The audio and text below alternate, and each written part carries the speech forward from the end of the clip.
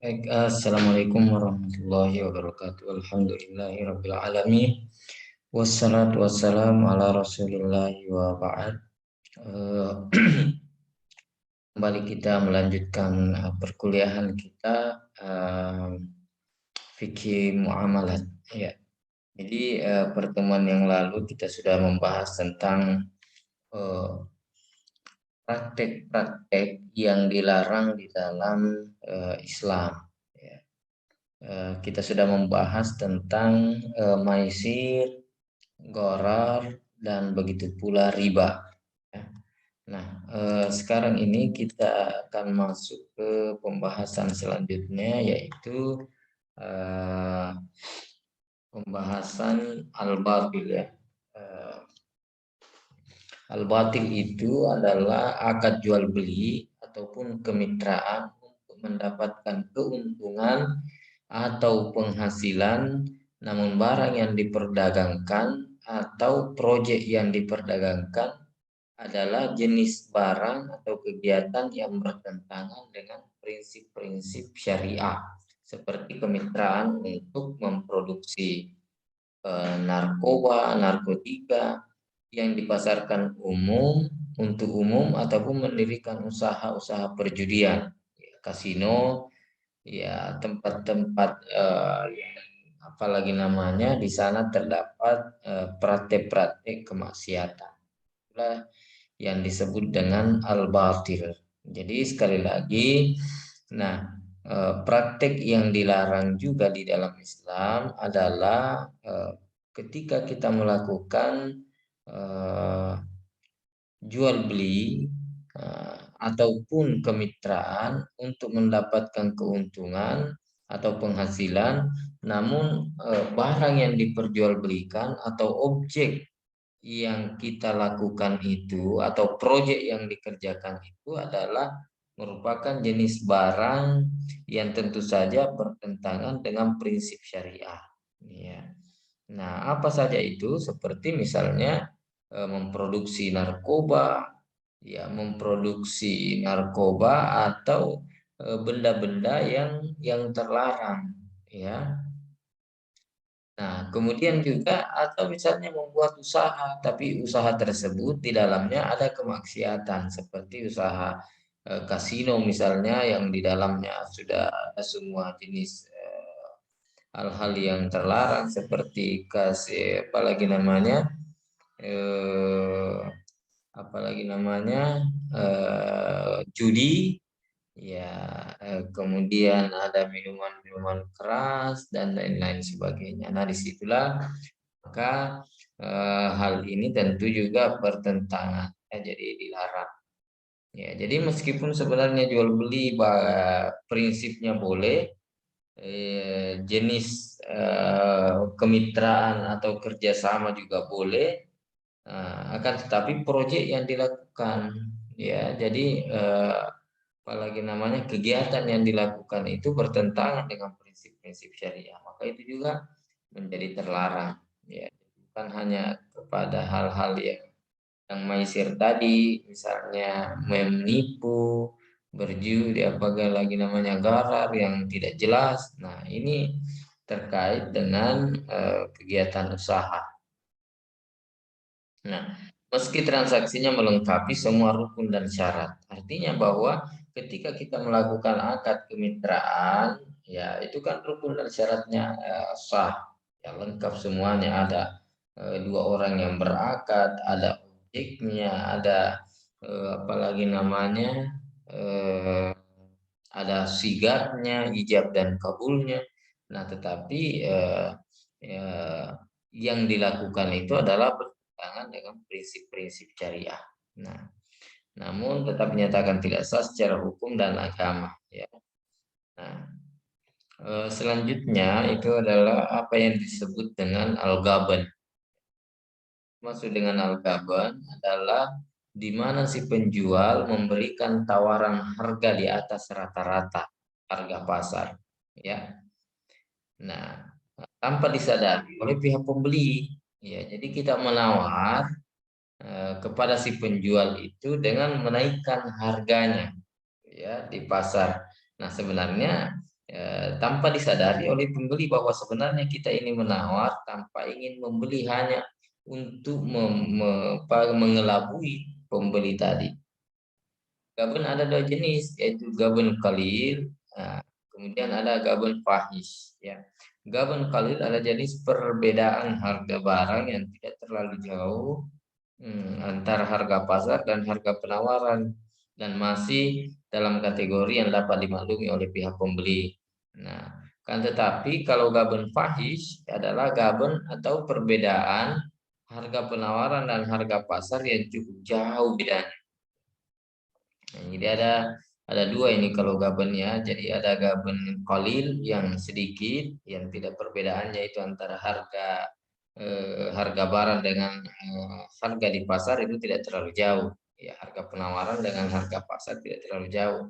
Sedangkan gaben fahish itu harga penawaran dengan harga pasar itu sangat jauh sekali bedanya. Nah, oleh karena itu Dr. Anas Zarka mengatakan 5% untuk barang keperluan harga. Ya, jadi dia memberikan lobit ya. Jadi ketetapan bahwa menurut Dr. Anas Azharqa mengatakan bahwa 5% untuk barang keperluan harian, 10% untuk harga hewan ternak, dan 20% untuk harga properti rumah dan bangunan. Nah, ini menurut Dr. Anas Azharqa bahwa harga penawarannya itu tidak melebihi dari 5% kalau dia harian, dari harga pasar ya, atau 10% untuk hewan ternak. Nah, penawaran dengan harga pasar ya. Kemudian 20% harga penawaran dengan harga pasar. Yaitu. Nah, inilah jadi sekali lagi saya ulangi bahwa yang dimaksud dengan al-gabn itu bahwa kita memberikan penawaran yang di atas rata-rata. Nah, tujuannya sebenarnya bukan untuk membeli, tetapi tujuannya adalah untuk mengelabui si pembeli tadi. Nah, pembeli ini tidak menyadari, ya, tidak menyadari bahwa sebenarnya orang yang menawar tadi itu sebenarnya tidak mau membeli, ingin mengelabui kita. Akhirnya kita juga apalagi namanya tertipu dan membeli dengan harga yang di atas daripada harga pasar. Nah, ini juga tidak dibenarkan seperti itu ya. Dalam Islam tidak dibenarkan semua cara-cara yang kira-kira dapat menimbulkan perselisihan antara umat manusia. Ya, jadi memang dihindarilah hal-hal yang dapat menipu ya seseorang ya. Oleh karena itu ya sedari awal itu sudah di apalagi namanya diberikan pemahaman bahwa tidak boleh seperti itu. Kemudian an-najas, ya, di mana sekelompok orang bersepakat dan bertindak secara ya hampir mirip dengan al-ghaban tadi ya. Dia secara berpura-pura menawar barang di pasar dengan tujuan untuk menjebak orang lain agar ikut dalam proses tawar-menawar tersebut, sehingga orang ketiga ini akhirnya membeli barang dengan harga yang jauh lebih mahal dari harga sebenarnya. Jadi ini tadi hampir mirip dengan al-ghaban lah. Jadi, uh,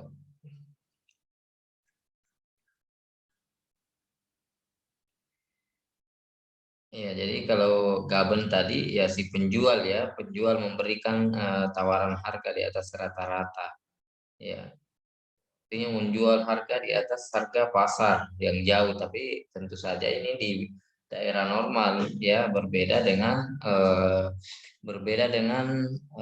namanya kalau misalnya harga eh, harga misalnya di pasar dengan harga misalnya di pesawat itu kan berbeda karena biayanya dan lain-lain sebagainya. Tapi ini kalau gaben itu harga normalnya.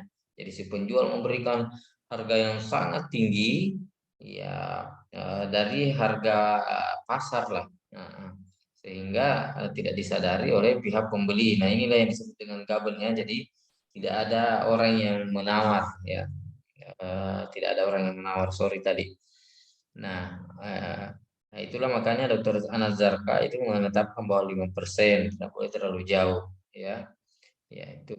Nah, kalau An-Najas itu memang ada orang yang sekelompok orang yang berpura-pura memberikan penawaran di pasar dengan tujuan untuk menjebak orang lain agar ikut juga menawar. Jadi misalnya di pasar eh, penjual. Tiba-tiba ada orang yang apalagi namanya sedang melakukan transaksi yang orang ini memang sebenarnya mau membeli. Nah, tiba-tiba datanglah saya misalnya, langsung menawar juga barang itu dengan harga yang lebih tinggi. Nah, oleh karena itu orang itu tadi menawar juga, mungkin dengan harga-harga yang agak-agak ini juga, dengan harga yang ditawar tadi, sehingga dia tertipu dengan membeli barang yang sebenarnya tidak sesuai dengan harganya, ya jadi menjadi lebih mahal ya dari harga sebenarnya. Nah, itulah an-najas. Kalau al-gaban memang penjualnya yang menawarkan dengan harga yang sangat tinggi karena eh, kepada penjual tanpa disadari oleh pembeli. Nah, kalau an-najas memang ada sekelompok orang yang berpura-pura menawar barang di pasar, ya apakah pura-pura saja, apalagi namanya duluan menawar, ataukah misalnya tiba-tiba dia datang menawar misalnya padahal orang itu sementara dalam proses tawar menawar juga. Nah, seperti itulah di pasar dan saya kira kita memahami semua. Nah, oleh karena itu rangan-rangan Rasul adalah janganlah kamu meminang seorang gadis yang telah dipinang oleh saudaramu. Ya.